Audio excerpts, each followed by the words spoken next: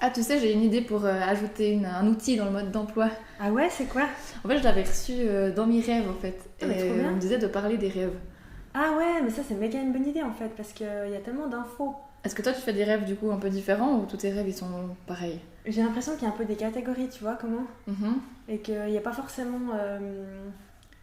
Enfin, quand tu travailles, à force, tu arrives à dire, ok, ça c'est cette catégorie-là, ça c'est ça, ça c'est ça, mais à force de un peu de les analyser. Mhm. C'est un long entraînement et c'est une finesse à Ouais, analyser chaque catégorie, en ouais, fait. ouais.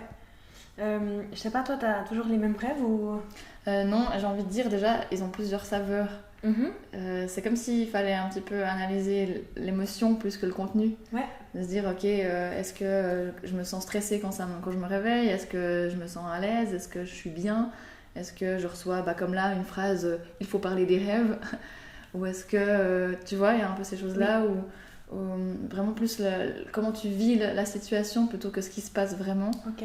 Et j'ai envie de dire, dans les catégories, il y aurait les rêves qui nous parlent des choix de vie ou de ce qu'on est en train de vivre, faire un état des lieux, quelle blessure tu es en train de vivre, Mhm. qu'est-ce qui se passe autour de toi à ce moment-là, tu vois de quelle Ouais, catégorie oui, on parle, enfin, est-ce que tu as exactement. ça aussi? Oui, oui. Et puis peut-être des fois, enfin, il y a les rêves dont tu parles, Mhm.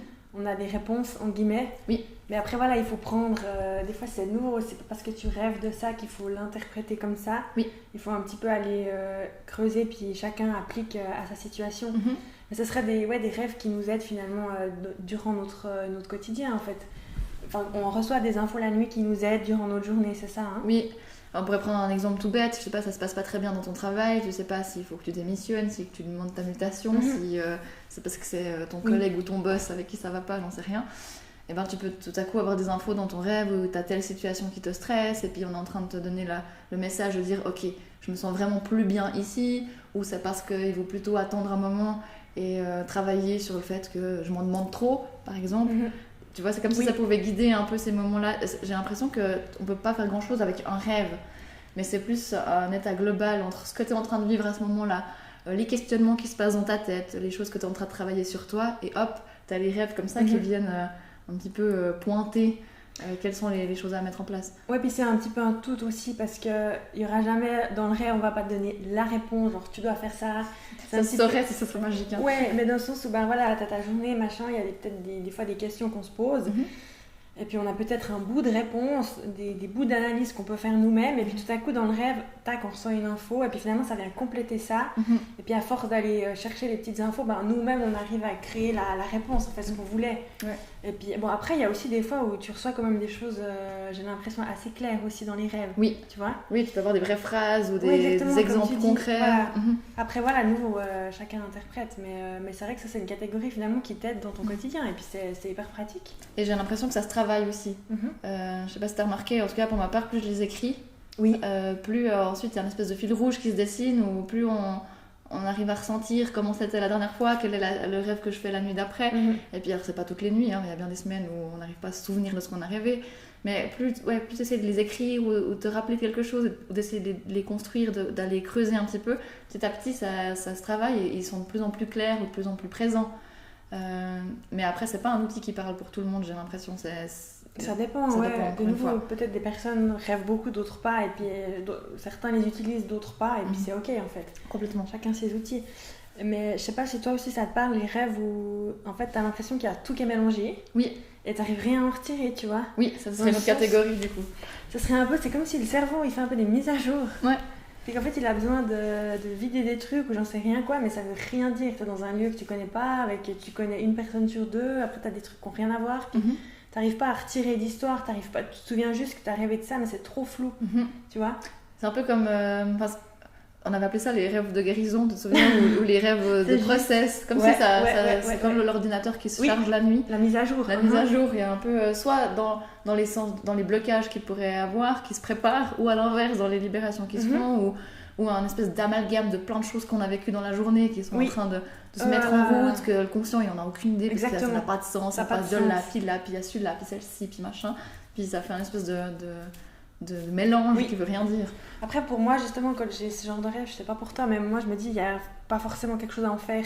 Mhm. Parce que voilà, en fait, c'est trop à l'opposé. Il y a trop des infos qui sont à l'extrême l'une de l'autre, où finalement t'arrives pas à les lier entre elles, puis t'arrives pas à les lier à une situation de ta vie en fait.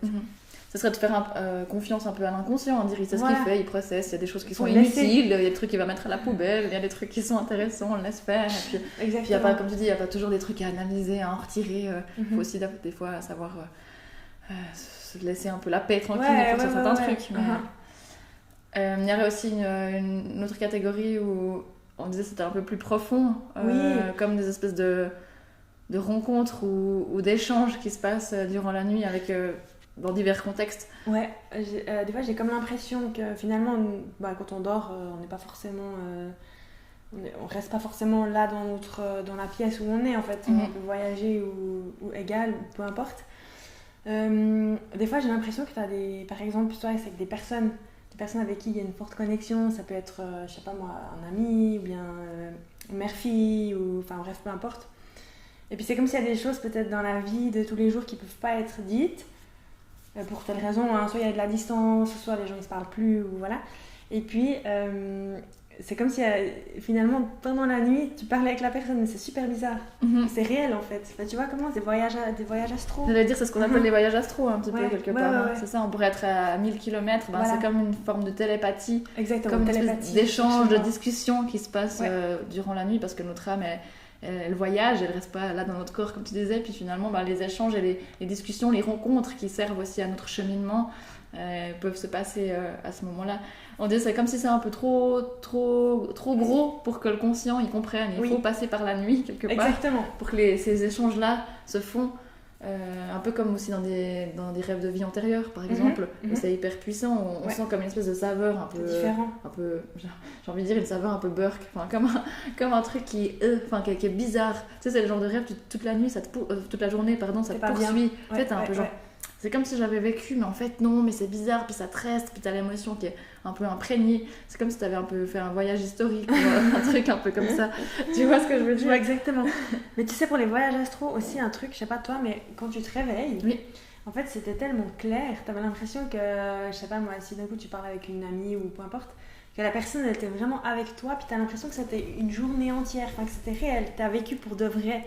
C'était pas un rêve, c'est vraiment à part. Il y a un truc où tu te dis, mais c'est vrai ou c'est pas vrai? Limite, tu doutes si c'était vraiment vrai dans la vraie vie. Enfin, tu vois comment? C'est vrai que ça prend une autre dimension. C'est pas comme si tu rêves de quelqu'un et que tu papotes et puis tu te réveilles. Et voilà, il y a vraiment un truc, comme tu dis, comme si c'était un vrai moment où que ça dure une journée. Exactement, c'est perturbant. Oui, tu peux avoir vraiment des détails des détails hyper précis sur la façon d'avoir échangé, sur... c'est différent. Je crois que c'est une manière plus profonde ou plus sacrée de vivre le rêve. Clairement. Et puis à nouveau, il n'y a pas forcément quelque chose à en faire. Ou, voilà, et après, il faut juste à nouveau réussir à peut-être à se dire est-ce que c'est un rêve, j'invente, enfin pas j'invente, mais tu vois, rêve standard, ou alors est-ce que c'est vraiment un voyage astral et quelqu'un venu me dire quelque chose ou toi, enfin égal quoi. Ouais, complètement. C'est hyper puissant en fait finalement. Tu dis que deux personnes qui sont pas forcément dans la même pièce au même endroit, ça peut très bien marcher quoi. C'est incroyable. On pourrait apparenter ça un petit peu aussi au rêve avec les défunts, dans la sensation je trouve. Oui. Quand t'as des proches défunts qui tu rêves de la nuit, presque comme si tu pouvais les prendre dans tes bras, ou comme s'ils venaient vraiment te rassurer qu'ils vont bien, ou que c'est réel, comme si t'avais vraiment passé un contact avec, et c'est pas comme si. C'est que t'as vraiment un vrai moment, un vrai échange, et ça fait chaud au cœur, et souvent ça fait du bien. J'ai envie d'apparenter ça un peu comme si c'est un peu la même chose que ça rassure finalement pour certains trucs, je trouve. Ça aide aussi pour être guidé finalement sur ce fameux mode d'emploi. Oui, clairement. Puis après aussi quand on se dit peut-être que nos rêves nous aident la journée, ça ouvre la porte. Parce que si on se dit c'est que des rêves, on ferme un peu la porte. Tandis que si on se dit oui, finalement j'ai reçu ça dans mon rêve, j'essaie de l'utiliser dans mon quotidien et ça fonctionne en fait. Vraiment de se faire confiance. Et puis c'est pas que des rêves, c'est soit peut être un voyage astral, ça peut être... D'ailleurs il y a aussi une rêve prémonitoire finalement. Oui, c'est juste. Des fois tu rêves de quelque chose et ça se passe. Donc en fait t'es un peu perturbé en mode c'est quoi le délire quoi. Comment tu dirais que tu sens que c'est un rêve prémonitoire? Comment tu sens ça? Moi j'arrive pas vraiment à faire la différence entre un rêve prémonitoire ou alors un rêve standard en fait. Oui. C'est d'un coup dans les jours qui suivent ou d'un coup les semaines ça se passe, puis je me suis dit tiens j'avais rêvé de ça. Oui, comme ça vient valider ce moment-là en fait. C'est pas exactement comme dans le rêve, mais plus ou moins, tu vois. Comme si on t'avait un peu prévenu ou sécurisé sur ce qui allait se passer pour toi. Quoi. Ouais. finalement comme des intuitions ou des flashs qu'on dans pourrait les rêves. recevoir dans la journée, Mhm. mais qui se passent dans les rêves finalement. Ouais, puis c'est tout autant marquant en fait, finalement. Comme les douleurs, des fois qu'on peut avoir aussi en se réveillant le matin, on peut avoir rien le soir, et le matin tu te réveilles et tu as mal à quelque part, comme si tu sens comme si tu avais travaillé la nuit, comme si c'était passé quelque chose, et que les émotions elles se permettent de sortir à ce moment-là. On a quand même un taux vibratoire qui change la nuit, donc on est quand même plus élevé, on vient sentir plus de choses. Donc c'est comme si on peut aller mettre en place des émotions à sortir, des choses à faire qui se passent la nuit, puis le matin, tu te réveilles, t'as mal quelque part. Et puis finalement, la nuit, le corps, il se guérit et il se régénère. Donc le corps physique, donc c'est pas étonnant que il y a toutes ces transformations ou ces rêves de guérison dont on parlait avant qui finalement qui font partie aussi. Oui, c'est juste. Après, il y en a beaucoup qui questionnent aussi par rapport à Internet et tout ça. Ouais. Je trouve que c'est important d'avoir un esprit critique, mais ça peut être aussi chouette d'aller checker des fois certaines choses, tout en sachant que ça reste ce que ça reste. Il faut juste aller trier avec son intuition. Je trouve des fois intéressant d'aller lire plein de choses et puis de sentir c'est quel mot que je garde. Ouais. C'est quoi qui m'a marqué dans ce que j'ai lu, dans tout le pâté que je viens de lire, c'est quelle phrase qui résonne avec moi ou qui me reste ou qui me... tu vois ce que je veux dire? Et puis finalement, on pourrait, par exemple, nous deux rêver exactement de la même chose, mais pour toi, ça veut dire ça, puis pour moi, ça veut dire ça, mais pourtant, c'est le même rêve. Oui. Donc après, c'est bien de chaque fois de trier puis d'appliquer vraiment à soi. C'est pas facile, parce que des fois, il y a des trucs que tu n'as pas forcément envie. Tu dis, ah ouais, j'ai rêvé de ça. Par exemple, sur Internet, on dit c'est négatif, et puis finalement, il faut le tourner en... Mais non, c'est peut-être positif, parce que il y a ça derrière. C'est tout un cheminement à faire, en fait, aussi. Comme on prenait l'exemple de rêver de la mort de quelqu'un, de soi-même, de quelque chose... on pourrait être hyper angoissé au réveil parce que c'est vraiment pas bon pour nous, ou on peut se sentir super bien, se dire mais c'est bizarre, j'ai rêvé d'une mort, mais en fait je me sens bien parce que c'est positif, c'est le fait qu'il y a l'ancien qui part, le nouveau qui renaît. Donc voilà, je pense que c'est pour ça que c'est plus important de faire cas de l'émotion qui va avec, plus que l'événement en lui-même. Encore une fois, des fois c'est des symboles. Tu peux rêver de certaines femmes qui sont le symbole de ton féminin, tu peux rêver de certains hommes qui sont le symbole de ton masculin. Donc après, de faire c'est différent. Ces différences. Tout ça pour améliorer son mode d'emploi. Exactement. Tout à fait, bien joué.